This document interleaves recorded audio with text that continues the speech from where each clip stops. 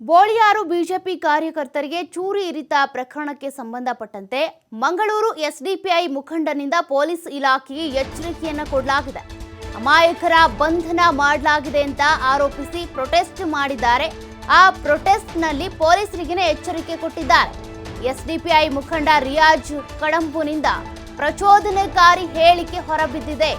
ಇದೇ ರೀತಿ ಬಂಧನ ಮುಂದುವರಿತು ಅಂದ್ರೆ ಮಂಗಳೂರನ್ನ ಸ್ತಬ್ಧಗೊಳಿಸ್ತೇವೆ ಅನ್ನುವಂತ ಭಯಪೂರಿತ ಎಚ್ಚರಿಕೆ, ಭಯ ಮಿಶ್ರಿತ ಆಗಿರುವಂತ ಎಚ್ಚರಿಕೆಯನ್ನ ಕೊಟ್ಟಿದ್ದಾರೆ. ಮಂಗಳೂರು ಪೊಲೀಸ್ ಕಮಿಷನರ್ಗೆ ಅವರ ಗೇಟ್ ಒಳಗೆ ಹೋಗೋದಕ್ಕೆ ಸಾಧ್ಯವಾಗ್ತಾ ಇಲ್ಲ. ಆ ರೀತಿಯಾಗಿ ಪ್ರತಿಭಟನೆ ಮಾಡಿ ಎಚ್ಚರಿಕೆಯನ್ನ ಕೊಟ್ಟಿದ್ದಾರೆ. ಪರೋಕ್ಷವಾಗಿ ಗಲಭೆ ದೊಂಬಿಯ ಎಚ್ಚರಿಕೆ ನೀಡಿದ್ದಾರೆ ರಿಯಾಜ್ ಎನ್ನಲಾಗ್ತಾ ಇದೆ. ರಿಯಾಜ್ ವಿರುದ್ಧ ಈಗ ಈ ಆರೋಪ ಕೇಳಿ ಬಂದಿದೆ. ಪೊಲೀಸರಿಗೆ ಎಚ್ಚರಿಕೆ ಕೊಡುವ ಮೂಲಕ ಪೊಲೀಸರು ಗೇಟ್ ಒಳಗೆ ಕೂಡ ಹೋಗೋದಕ್ಕೆ ಭಯ ಪಡುವಂತ ಒಂದು ಪರಿಸ್ಥಿತಿಯನ್ನ ಕ್ರಿಯೇಟ್ ಮಾಡಿದ್ದಾರೆ. ಮಂಗಳೂರನ್ನೇ ಸ್ತಬ್ಧ ಮಾಡ್ತೀನಿ ಅಂದ್ರೆ ಏನರ್ಥ? ಹಾಗಾದ್ರೆ ಈ ರೀತಿ ಅಮಾಯಕರನ್ನ ಬಂಧನ ಮಾಡಿದ್ರಿ ಅಂತ ಅಂದ್ರೆ ಎಚ್ಚರಿಕೆಯಿಂದ ಇರಿ, ಅಂದ್ರೆ ಪರೋಕ್ಷವಾಗಿ ಗಲಭೆ ಅಥವಾ ದೊಂಬಿಯನ್ನ ಸೃಷ್ಟಿ ಮಾಡೋದಕ್ಕೆ ಅಂತ ಎಚ್ಚರಿಕೆ ಕೊಟ್ರ ಅನ್ನುವಂಥ ಪ್ರಶ್ನೆ ಕೂಡ ಈಗ ಹುಟ್ಕೊಂಡಿದೆ. ಹಾಗಾಗಿ ಈ ರೀತಿ ಪ್ರಚೋದನಕಾರಿಯಾಗಿ ಯಾರೇ ಮಾತನಾಡಿದ್ರು ಕೂಡ ಅದಕ್ಕೆ ನೀವು ಬೆಂಬಲ ಕೊಡೋದಕ್ಕೆ ಹೋಗಬೇಡಿ. ಯಾಕಂದ್ರೆ ಮಾತನಾಡಿದವ್ರು ಪಾರಾಗ್ಬಿಡ್ತಾರೆ, ಅವ್ರ ಜೊತೆಗೆ ಹೋಗಿ ಕೈ ಜೋಡಿಸ್ತವ್ರೆ ಸಿಕ್ಕಾಕೊಳ್ತಾರೆ. ಹಾಗಾಗಿ ಪೊಲೀಸರಿಗೆ ಎಚ್ಚರಿಕೆ ಕೊಡುವಂಥದ್ದು ಎಷ್ಟರ ಮಟ್ಟಿಗೆ ಸರಿ? ಯಾರನ್ನೇ ಆಗಲಿ ಅರೆಸ್ಟ್ ಮಾಡ್ತಾರೆ ಅಂದರೆ ಅದರ ಹಿಂದೆ ಒಂದು ಆರೋಪ ಕೇಳಿ ಬಂದಿರುತ್ತೆ, ಕಂಪ್ಲೇಂಟ್ ಇರುತ್ತೆ, FIR ಇರುತ್ತೆ, ವಾರಂಟ್ ಇರುತ್ತೆ. ಅದರ ಆಧಾರದ ಮೇಲೆ ಅರೆಸ್ಟ್ ಮಾಡ್ತಾರೆ, ತನಿಖೆಗೆ ಒಳಪಡಿಸ್ತಾರೆ. ಅದಾದ ಬಳಿಕ ನ್ಯಾಯಾಧೀಶರ ಎದುರು ಹಾಜರುಪಡಿಸಿ ನ್ಯಾಯಾಧೀಶರು ಕಸ್ಟಡಿ ಕೊಡ್ತಾರೋ, ನ್ಯಾಯಾಂಗ ಬಂಧನಕ್ಕೆ ಕೊಡ್ತಾರೋ, ಅದೆಲ್ಲ ಕಾನೂನು ಪ್ರಕಾರ ನಡೆಯುತ್ತೆ. ಆದರೆ ಈ ರೀತಿ ಎಚ್ಚರಿಕೆ ಕೊಟ್ಟಿರೋದು ಎಷ್ಟು ಸರಿ? ಸದ್ಯಕ್ಕೆ ಈಗ ಅವರ ಮೇಲೆ ಗಂಭೀರ ಆರೋಪ ಕೂಡ ಕೇಳಿ ಬಂದಿದೆ. ಪರೋಕ್ಷವಾಗಿ ಗಲಭೆ ಹಾಗೂ ದೊಂಬಿ ಸೃಷ್ಟಿ ಮಾಡೋದಕ್ಕೆ ಈ ರೀತಿ ಎಚ್ಚರಿಕೆ ಕೊಟ್ಟಿದ್ದಾರೆ ಅಂತ.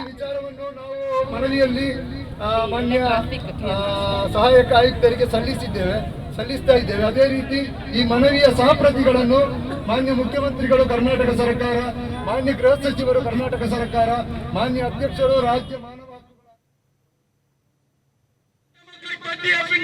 ನಿನ್ನೆ ಒಂದು ಪತ್ರಿಕಾಗೋಷ್ಠಿಯಲ್ಲಿ ಒಂದು ಹೇಳಿಕೆಯನ್ನು ಕೊಟ್ಟದ್ದು, ನಾವು ಕೊಡಾಜಿಚರವನ್ನು ಮಾಡ್ತಾ ಇದ್ದೇವೆ ಅಂತ ಹೇಳಿ.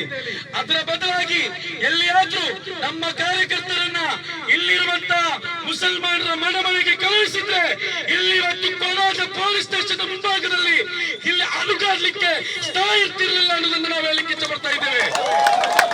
ಕಮಿಷನರ್ ಅವರೇ, ನೀವು ನಮ್ಮ ಪರವಾಗಿರಿ ಅಂತ ನಾವು ಹೇಳುವುದಿಲ್ಲ, ನೀವು ನಮ್ಮವರನ್ನ ಬಂಧಿಸಬೇಡಿ ಅಂತ ಕೂಡ ನಾವು ಹೇಳುದಿಲ್ಲ. ನಾವು ಹೇಳ್ತಾ ಇರುವಂತದ್ದು, ನೀವು ಅಕ್ರಮವಾಗಿ ಬಂಧಿಸಬೇಡಿ, ನೀವು ನ್ಯಾಯದ ಪರವಾಗಿರಿ.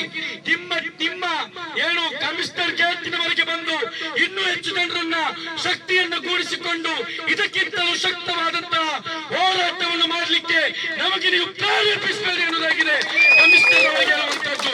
ಇನ್ನು ನಮ್ಮ ನಾಯಕರಿಗೆ ಬರುವಂತಹ ನಿಮ್ಮ ನೋಟಿಸುಗಳು,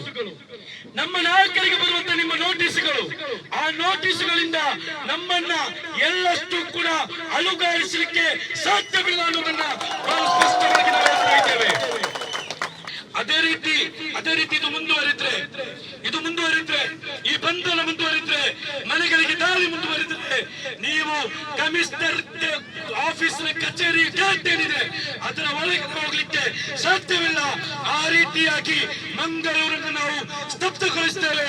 ಹಾಗಾಗಿ ಇಲ್ಲಿಗೆ ಬಂಧನವನ್ನ ನಿಲ್ಲಿಸಬೇಕು ಅಂತ ಕೇಳಿಕೊಳ್ಳುತ್ತಾ ನನ್ನ ಈ ಒಂದು ಮಾತಿಗೆ ವಿರಾಮವನ್ನು ಆಗ್ತಾ ಇದ್ದೇನೆ. Jai Hind. Social democratic party of India ನಿನ್ನೆ ಒಂದು ಪತ್ರಿಕಾಗೋಷ್ಠಿಯಲ್ಲಿ